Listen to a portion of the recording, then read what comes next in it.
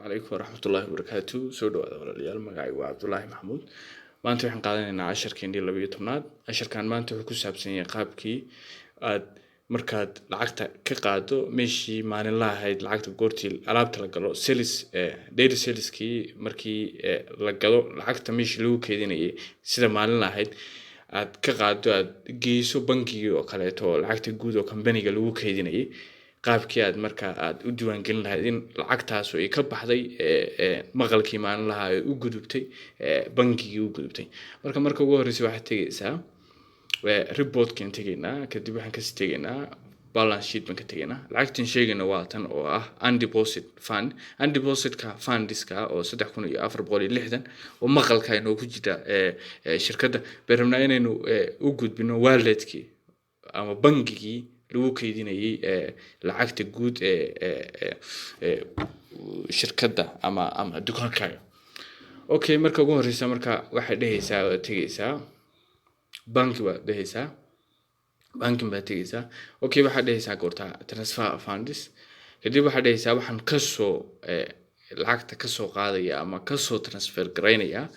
waxa weeye waa undeposit funds weeye undeposit funds marka ka soo transfer gareyso to waxaan dhahayaa goorta wallet-kayga ah bangigii igu wareeji baan dhahayaa marka kadib waxa lagu dhahayaa lacagta aad u baahan tahay in lagu soo wareejiyo bangiga intee weeye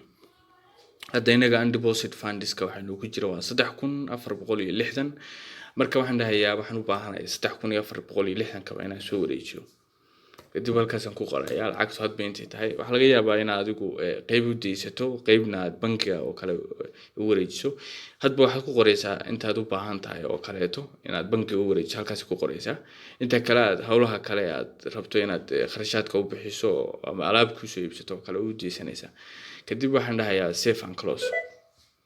yes baan dhahayaa okay waa ka baxday marka undeposit fund-igi meeshii account-kii ahaa lacagtiina waxaynu ku wareegtay waa qasnadeeni guud ama wallet-keena baynu ku wareegtay sidaas marka waxa ku noqotay total 4960 marka qaabkaas aad sameynaysaa marka aad rabto inaad daily saleski